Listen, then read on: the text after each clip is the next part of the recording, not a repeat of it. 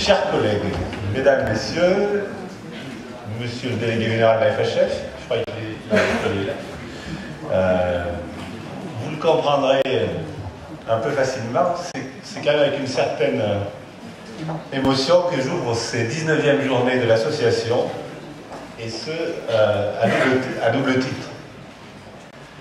À titre personnel d'abord, car c'est effectivement pour moi la dernière fois que j'ai le plaisir de les ouvrir, puisque, vous l'avez vu, le nouveau président, Frédéric Boiron, qui doit être là, je l'espère, il est là, a été élu hier, et je crois qu'on peut l'applaudir.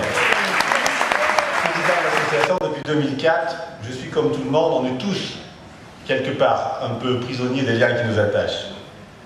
Cette fonction fut passionnante, et je souhaite ici vous remercier, adhérents actuels ou futurs. J'ai vu qu'il y en avait encore quelques-uns qui n'étaient pas adhérents dans la salle, donc je ferai mon métier jusqu'au bout. N'oubliez pas, les bulletins d'adhésion sont dans la mallette. Qui, par votre présence, ont permis de faire de l'association un acteur aujourd'hui reconnu, comme en témoignent nos dernières auditions, que ce soit à l'Assemblée nationale, au Sénat, au ministère, sur les projets de loi en cours. Mais comme en témoigne encore plus le nombre d'adhérents. Nombre d'adhérents qui a presque doublé en 6 ans, puisque nous sommes passés de 600 à près de 1200, alors que dans le même temps, les effectifs de la profession se sont réduits d'environ le quart.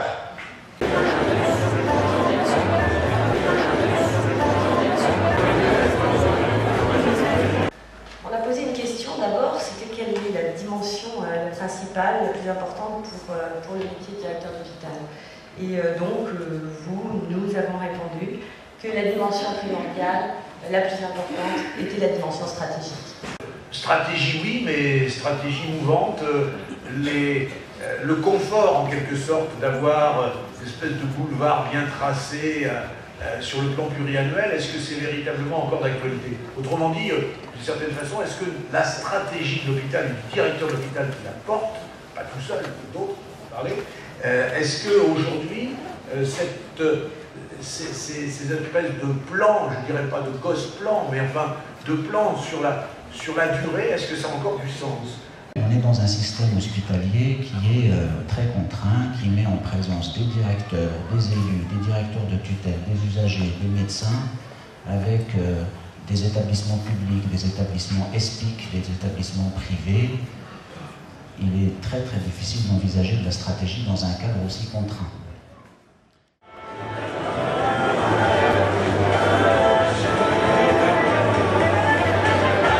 Moi je pense que je vais vous sortir un peu de votre monde hospitalier. Le rugby, c'est un jeu, bien sûr, c'est un sport collectif de combat. Et donc, qui dit sport collectif de combat, dit état d'esprit de solidarité. On ne peut pas réussir dans une aventure, dans un sport collectif de très haut niveau. Je pense que dans une entreprise, il en est de même. On ne peut pas réussir sans l'engagement de l'ensemble des acteurs, que ce soit les joueurs, que ce soit le staff. Il faut qu'il y ait un engagement de tout le monde. Si quelqu'un commence à vous dire « ouais, mais peut-être que », il vaut mieux que reste chez lui. Faut-il être un bon rugbyman pour être un bon directeur d'hôpital? Bon, pourquoi pas? On peut être bon joueur de rugby et être un bon directeur d'hôpital, oui. Il suffit d'avoir une formation de manager, il suffit de connaître, d'avoir la passion de l'hôpital. Je crois que pour être directeur, il faut avoir, quand on est joueur de rugby ou manager de rugby, il y a quand même de la passion. Je pense que les gens qui ont cette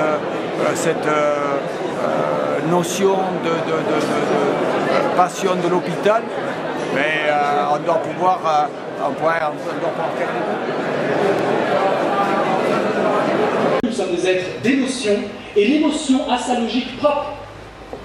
Si nous sommes amputés des émotions, nous sommes amputés d'une logique qui manœuvre l'être humain.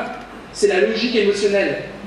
Aujourd'hui, il n'y a que les RG, la DST et les espions de toutes sortes qui connaissent cette logique-là, parce que ça ne marche qu'à ça. C'est pas rationnellement qu'on va dire donne-moi les informations. C'est émotionnellement, vous savez bien, et ça touche au sexe, ça touche à la créativité, ça touche à la bargitude humaine. C'est cette part de bargitude, j'utilise ce mot pour montrer que c'est pas grave, mais c'est pas la raison, on n'est pas dans la raison instrumentale. Nous avons tous un grain de folie qui fait que nous sommes charmants. Quelqu'un de charmant, c'est quoi? C'est pas quelqu'un qui est dans la raison. C'est quelqu'un où on voit apparaître dans ses yeux son regard, son histoire personnelle, ses désirs, son petit grain de folie. Et c'est par son petit grain de folie qu'on peut accéder à son humanité entière. La parité est essentielle pour que l'homme puisse respirer. Je parle même pas des femmes, parce que moi je suis assez égoïste dans ma conclusion, mais pour que l'homme puisse s'humaniser enfin. Tant qu'il sera dans une logique de l'onde de choc, l'homme qui triomphe de l'onde de choc, il ne pourra pas accéder à cette palette émotionnelle qui le rendra véritablement humain. Et inversement, l'homme peut continuer à être viril, si c'est des modèles qui l'intéressent, mais non pas une virilité déclinée selon l'onde de choc, mais selon l'onde de charme. Alors on a parlé d'amour, j'aimerais conclure là-dessus. L'onde de charme, c'est quoi? C'est ce qui se passe entre deux êtres humains quand ce n'est pas l'onde de choc, la raison et l'information, onde de choc, c'est-à-dire la capacité de trouver en l'autre le sens de sa propre vie. Nous avons, et c'est ma conclusion, aujourd'hui une casse sociale énorme dans cette quête de pouvoir effréné. L'essentiel pour arriver à la vraie parité politique, c'est d'être dans une quête de puissance. Et cette puissance doit évidemment composer à part égale, politiquement, avec le féminin, sans quoi nous sommes dans un univers injuste. Et cette injustice-là, tôt ou tard, nous retournera au point de la figure. Je vous remercie.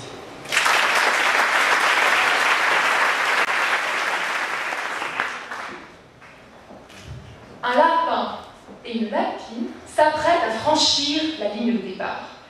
Une belle carrière, une chefferie prestigieuse, voilà tous leurs espoirs. Quelle belle course, quelle égalité, crient les apparences.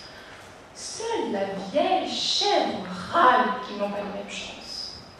À peine se sont-ils élancés que la lapine de 10 kilos se voit lester. C'est le poids des préjugés qu'elle se coltine dès le HESP. Vaillante, elle continue, malgré son fardeau, auquel bientôt s'ajoutent les marmots. Ça fait beaucoup pour un seul dos.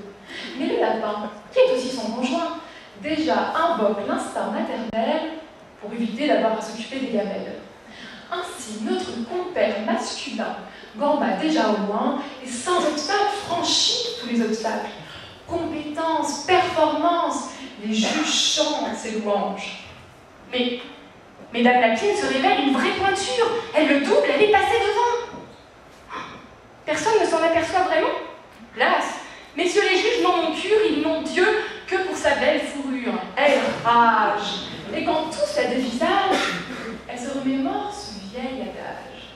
Ma fille, croire à la parité, c'est pas très malin. Tu peux toujours courir, tu n'y arriveras point.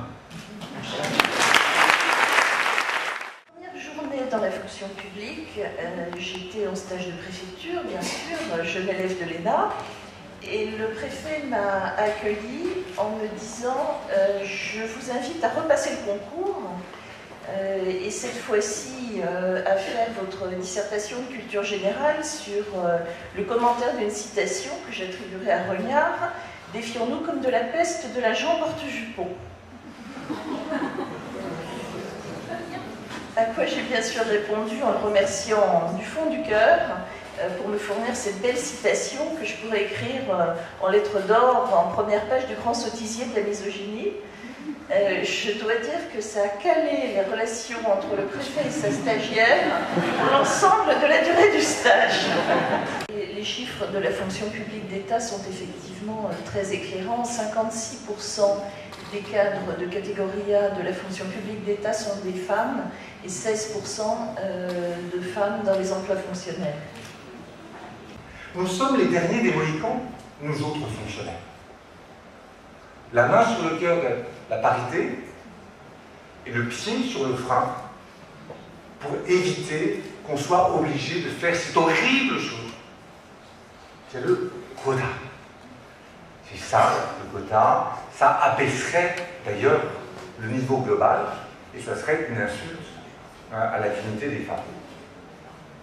Alors, c'est possible dans le politique, c'est possible dans l'entreprise, il faut que ça reste impossible dans la fonction publique. Je connais moins bien que vous la situation de la fonction publique hospitalière. Je peux vous dire qu'en 2011, le nombre de préfètes qui ne sont pas la femme du préfet est faible. Le nombre d'ambassadrices qui ne sont pas la femme de l'ambassadeur est faible. Oui.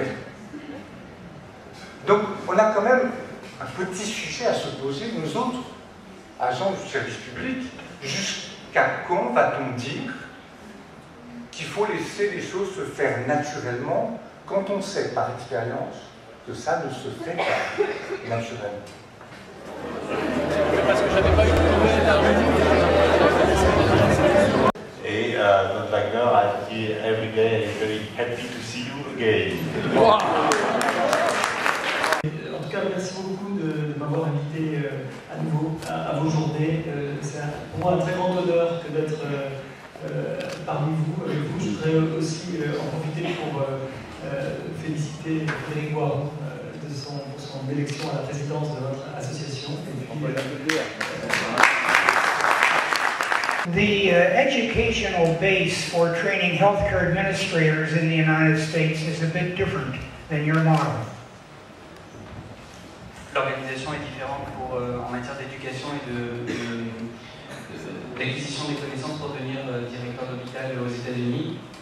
The focus is on preparing them to work in any kind of a hospital system, public, private, military, for-profit, not-for-profit. Et l'éducation prépare à travailler dans toutes sortes de structures, qu'elles soient à but lucratif, à but non lucratif, civil ou militaire. Non, c'est bien, c'est les territoires, c'est bien, c'est familial, ça taille le mec. Ouais, moi l'hôpital c'est un peu comme Fred, hein. Je suis DRH de l'hôpital, c'est une petite boutique, c'est pas la PHP, c'est pas la PHM. On est 3000 quoi, nous en 3000 personnes. La bonne échelle, 800 personnes, 3000 personnes, mais vous, l'ADENA, des classes prestigieuses, eh oh, combien de personnes? 10 000, 20 000, une ville entière, enfin, ça doit être fou. N'exagérons pas. Non, au ministère de la Justice, avec mon ami Jean-Hervé, nous encadrons nous avons 2 secrétaires.